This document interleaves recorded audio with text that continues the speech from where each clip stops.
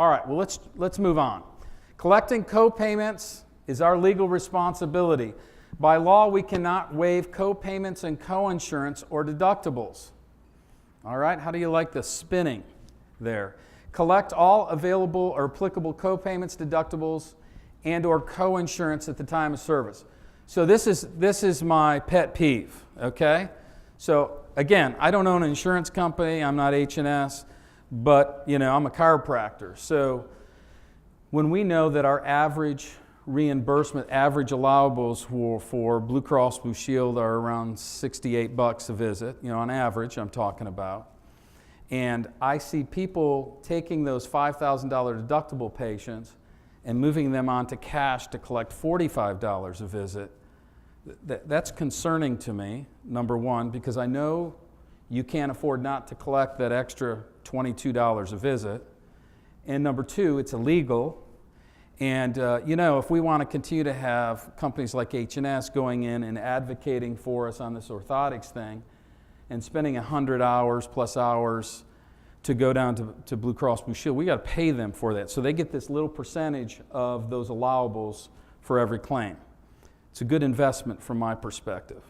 So what I want you to do is make as much money off of this contract as you possibly can. And a lot of it happens right here. But I will tell you, way, way, way too many chiropractors in the state of North Carolina will immediately push these people into a cash basis. So I was teaching some CAs this about a year ago, and CA in the middle class holds up her hand and she said, well, in our office, anytime the co-payment is over $45, we immediately move them into cash. So I said, you realize that's insurance fraud, right? You have a contractual obligation to the payer and all that stuff.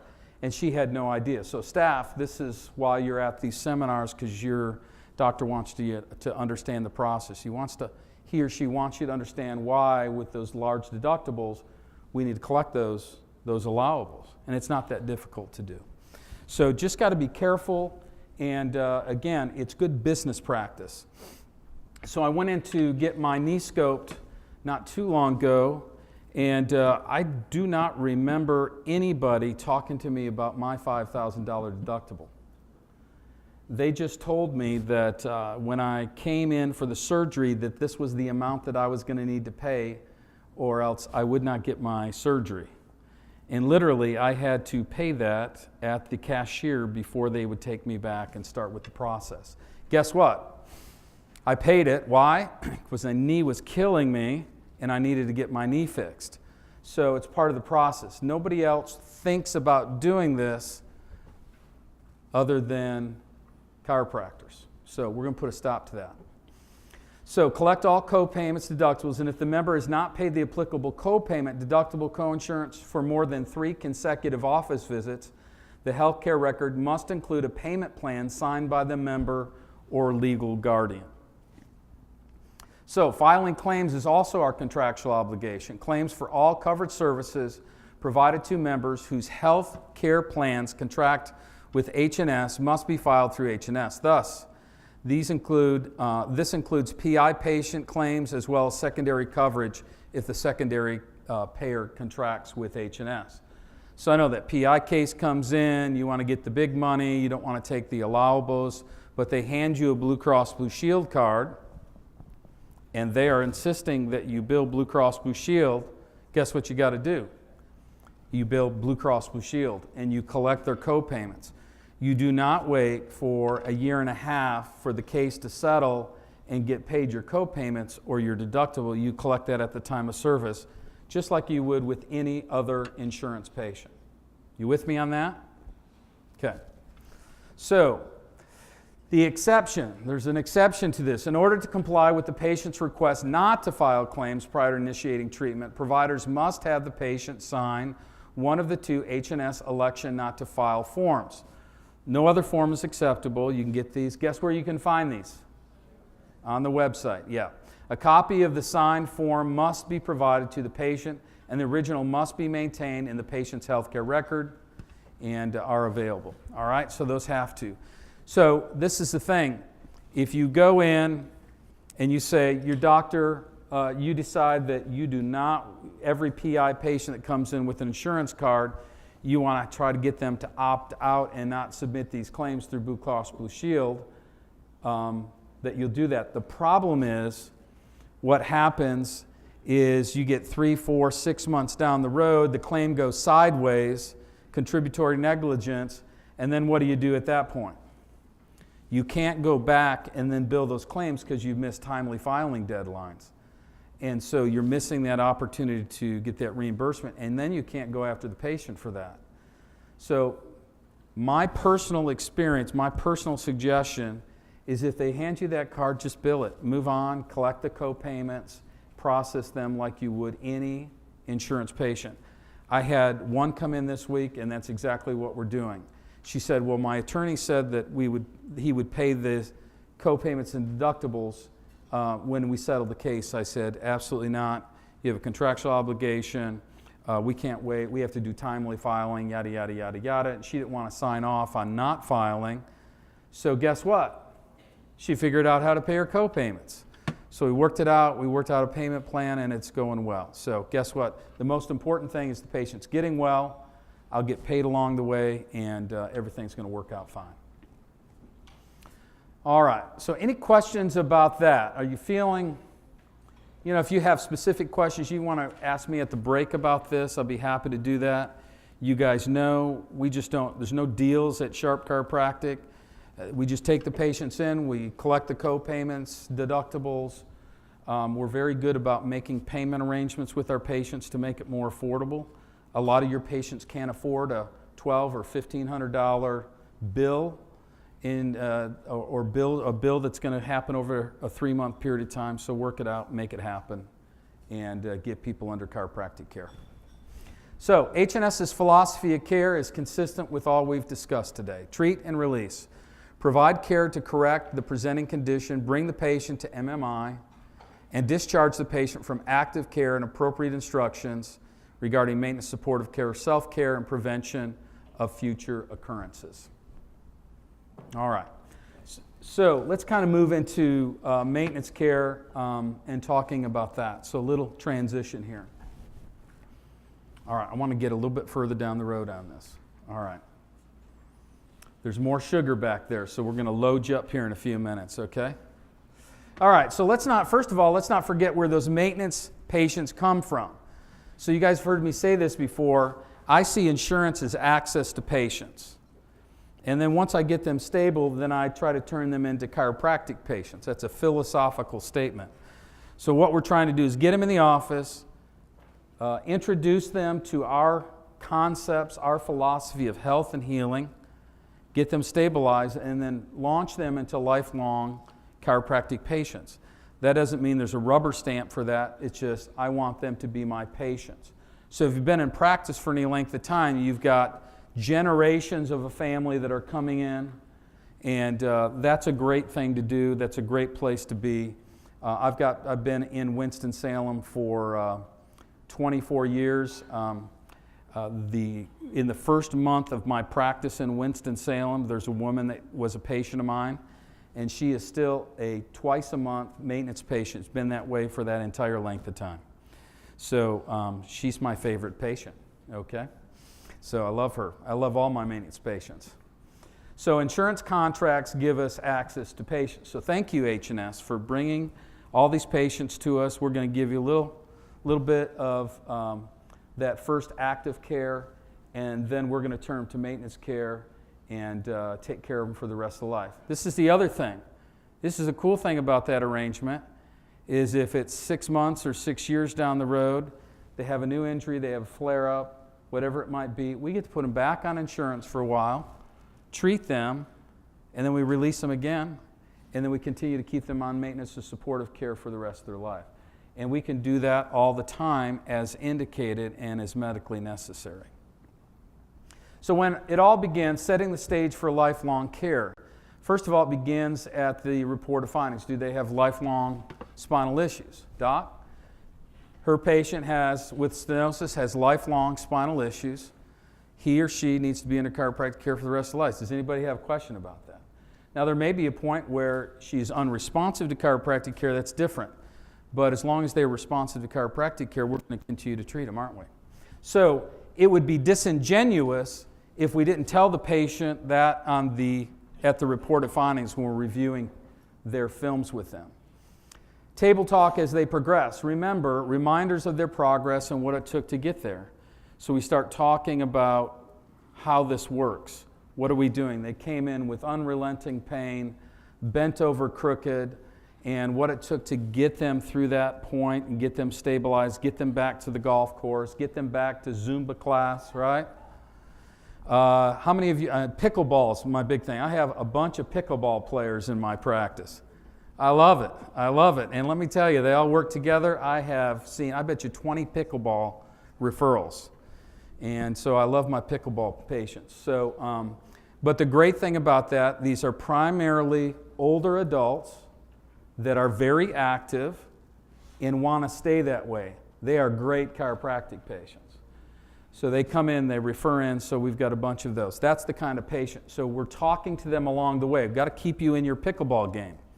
Want to continue to keep you active. So this is this is my favorite patient right now. She is 78 years old, still plays softball, and is on a basketball team. Travels all around this region, a lot in North Carolina, because she plays basketball. So chiropractic has become an important part of her life as well. So those are the things we talk about. Want to keep you on the basketball court. Want to keep you doing the things you enjoy doing, and want you to keep you golfing, whatever it might be. But along the way, talking about that. Whoops. Educate at the progress exam, clinical outcome assessment forms. You see that progress? Some of the times they don't even remember what kind of condition they were in. Show them those graphs, talk about those numbers. It's very helpful. More table talk along the way, weekly reminders. And again, I'm not talking about a counseling session. I'm talking about 1 or 2 word statements, okay? So, you know, what if they're out of pain and you still have 50% loss of range of motion in the lumbar spine, but there's no leg pain anymore? How do you explain that to a patient? Do you get in a panic because you think the patient's going to walk out the door? If you're talking about stabilization and healing, it's a little bit easier to do. And wrapping it all together at the last day of active treatment, they should already understand that additional care, maintenance and supportive care is highly recommended, why they need it, and that they must pay for it. So by the time we get that, converting those patients over very, very rarely becomes a financial decision. Most of these people are so used to being in the office, and we keep a credit card on file, and it all works out really well. So you kind of, along the way, it works very nicely, okay? You don't do it. You miss the days of the Renaissance videos, the old guys, right? Remember the Renaissance videos? And I was talking with Bill Esteb about that. He was that's how he got into chiropractic, is he helped produce those initial Renaissance videos, and now he's become a communication guru in chiropractic. But we don't have those. We just kind of do that education along the way. Your patients wouldn't sit still for 10 minutes of a videotape, would they? So then, next step would be maintenance services and explaining what the maintenance service is. Where do you think we find this maintenance service document? All right, it's on the website, right? So it explains what maintenance service. So patient says, I've got 30 visits, I've only used 18 visits. It says I can use it. And what do? Then they call it Blue Cross Blue Shield, okay? Actually, let's stop picking up on Blue Cross Blue Shield. They call Cigna, and they've got 60 visits, right? 60 visit care plans, limits. So I can work within 60 visits. How about you guys? So then they call, I've got 60 visits. Yes, but what they forgot to tell you, it's based on medical necessity. That's the small print on this. So the good thing is we're going to put you on maintenance care. If you have a new injury, then we can go back to using some of those 60 visits. But during this maintenance care, it's a non-covered service because they don't cover maintenance therapy. So you just kind of do it. A lot of times we just kind of blame, I know, those insurance companies. You know, there's that fine print that they forget to read to you, so we kind of make it a little lighter and kind of work our way through that. But this we put on the back of our H&S waiver form for maintenance care. So staff, if you have that, you know that waiver form when you go into maintenance care, right? Nobody knows it. Does anybody ever use the maintenance care waiver form? Okay. Not even half of you. All right. Now you're really getting me upset. All right. So the maintenance care waiver form, when you take a patient from active care and you're going to put them on maintenance care, they have to sign a maintenance waiver form. Guess where you find that? On the website. So you can do that. On the back of this, so staff, this is for you. We photocopy this on the back of that. So print that on the back of that. So if a patient has a question about that, then you turn this over and you can explain it to them. So it works out pretty good. Excuse me, this is the letter. This is the maintenance care, the maintenance waiver, and this is the letter. So we put this letter on the back of that waiver form. And so again, if 9 out of 10 patients don't ask you any questions, big deal. But it's that one patient that asks a question. This explains what maintenance care, explains their benefit, and will help you out considerably. And staff, for a lot of you, you don't even understand this for yourself, so this is a good resource for you to be reading. So you can get this on the website. All right? And billing for maintenance care, the S8990 code, we talked about that earlier. You may bill for maintenance care if it is covered service or if the patient insists that you do so.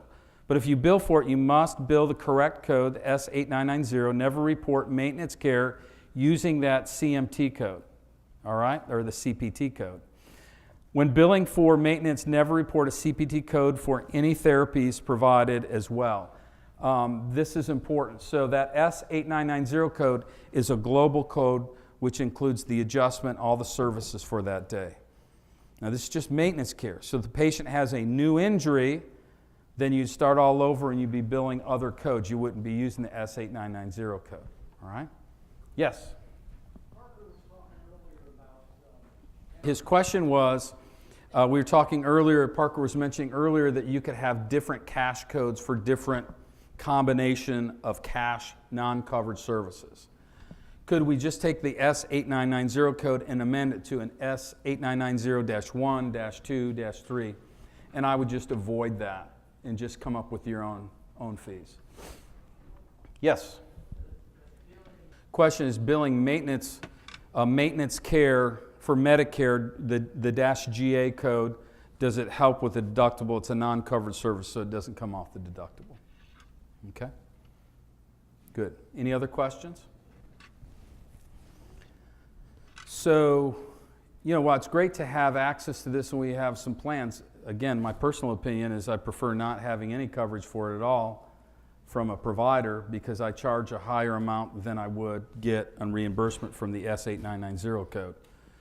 With all due respect to H&S, who's paying for our seminar today, who makes revenue from the S8990 code. But for you all, when you start thinking about it, all those plans that do not have maintenance care, you actually make more money on that. So, once again, this would be my last H&S seminar. Dr. Okay. Sharp. Yes. All right, I'll leave now. Would you, about 2 or 3 slides back, when you were talking about something you said right here, it says the patient should already understand that additional care, maintenance supportive, is recommended, why they need it, and that they must pay for it. And I'm sorry if I wasn't listening, but could you speak to when you first let the patient know that subsequent care is going to be maintenance and that they're going to have to, that Okay. conversation Sure. that you have? I think that's so helpful. Sure. So the question is, how do we process our maintenance patient? So we come to the visit before the re-exam, okay? So let's say we're a 15, the re-exam's gonna be on the 15th visit. So the 14th visit, I'll say to the patient, Mr. Smith, you've been a great patient, you've done so well. What we're gonna do is wait 2 weeks. I want to see how stable you are, and we're going to do a full re-examination at that time, and then determine what our next step is. Okay? They're good. You going to take some new x-rays? No, we're not going to. Typically I wouldn't do that. But what we're going to do is we're going to go through all that paperwork again, and then we're going to spend some time looking, kind of checking things out. I'll get you adjusted like we normally do, and then we're going to have a conversation of where we go from here. So I set the stage, I pre-pace the patient for that next visit. Now that happens very quickly, and again, it's busy at Sharp Chiropractic, so I don't sit down and have that conversation, but we're pre-pacing the patient. So 2 weeks later they come in, they know that, by the way, when they walk out the door, I use hand signals. So they walk out, I go like this, and like that means I'll see the patient in 2 weeks for a re-exam. So I don't have to explain that to my staff. So however you do that in your office, how you do that is up to you. Then the patient comes in the next, y'all think I'm a little crazy, don't you? It works beautifully. Anybody else use hand signals in their office? Yes. I see that hand. I see that hand. Okay. I'll be praying for the rest of you. Yeah, there you go. There you go.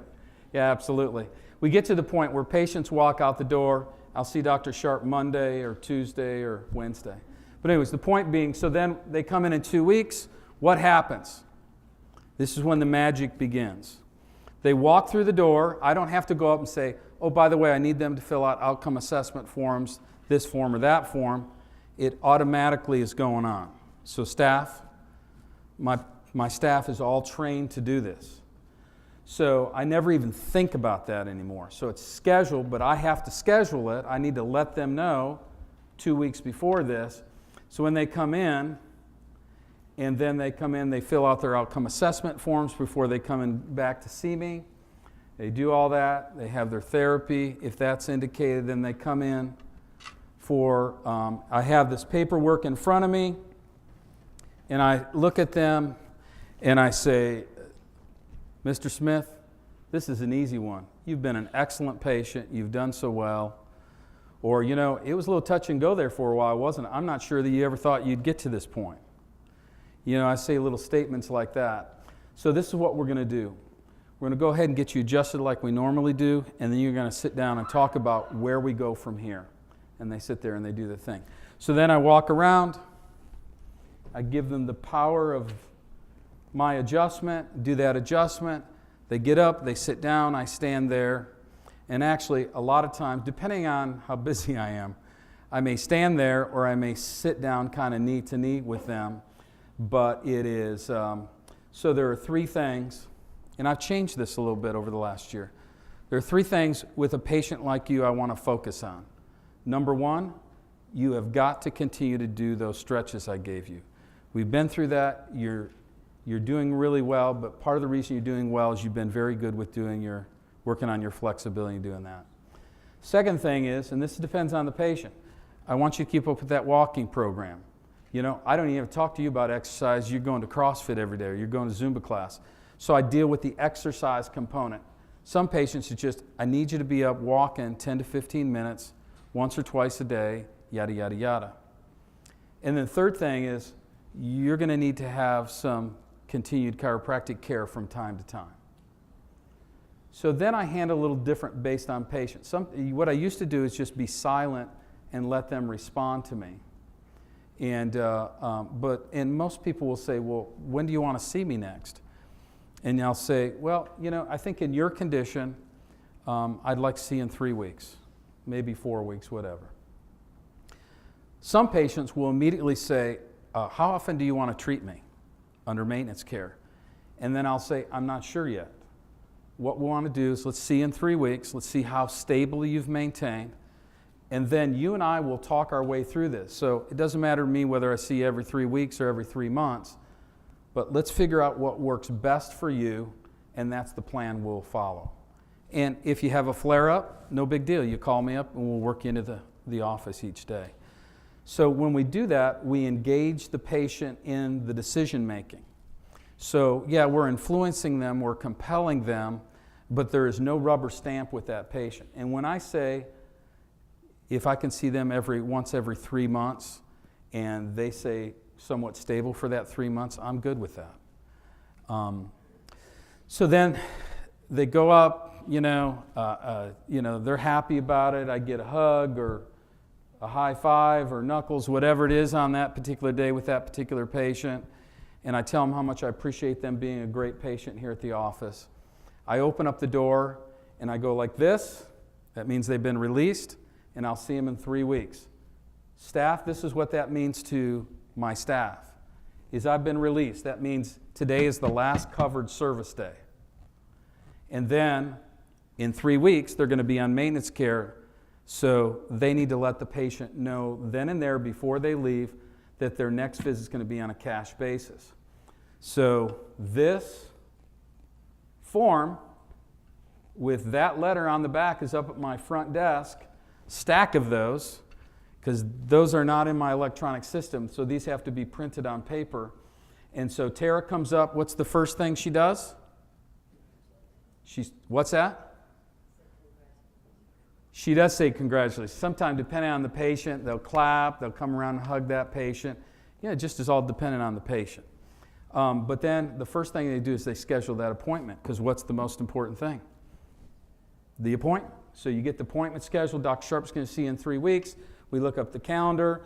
How does this work? Boom, about the same time. Boom, it's on there. And then she says, so I need to go over a little something with you about how this is going to be processed. Your insurance does not cover maintenance care, and not today's visit, but the next visit will be maintenance care, and so you'll be charged, you'll be paying our $60 cash fee. That's always, it's a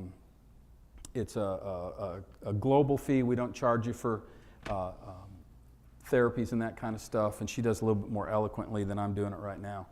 But then she has the patient, so I just need you to sign this, and just to recognize that we've had this conversation, so next time we'll do it at our cash rate. And I will tell you, more than 9 times out of 10, patients will sign that and they walk out the door and everything's cool. So what I used to do is we wouldn't have that conversation till they came back for their first maintenance visit, and I had patients leave mad because we'd kind of tricked them into coming into the office. So that's why we do it before they leave on their last covered service, so they're ready. So if they decide they don't want to be under chiropractic care, guess whose decision that was? It was their decision. But it was an informed decision because they knew how it was going to cost. The great thing about this day and age is a $60 cash fee is typically not that much more than they're paying now, and they're doing it once a month or once every 3 weeks or whatever it might be. So as you know, we keep credit cards on file, and patients will come in for years and years and years and never have a transaction over the desk. Never have a transaction over the desk. So that happens quite clearly. So staff, that's when I would do that. You have that conversation before they leave the office, and it runs pretty smoothly. We were talking a little earlier, Cynthia and I were talking about my staff. Tara has been with me. She's in her 9th year now, and she's fantastic. Stay away from her, okay? She actually works with a few other offices, helps with their billing as well, but she's an absolutely terrific patient. Her father's a chiropractor. She was working a cash register at JCPenney when she came to work for me, and she's been fantastic. And then I have a new employee. She's been with me for just over a year, and Gabby's fantastic, and she's brought a new dimension. She's bilingual, so that's expanded our practice, and she has a great presence and just very loved. So guess what? Gabby now has to do everything just as well as Tara has to do. So that's the other part of this staff, is everybody needs to know how to do it. No more queen bees in the office. Everybody needs to learn how to do it. And doctors, you need to do it too.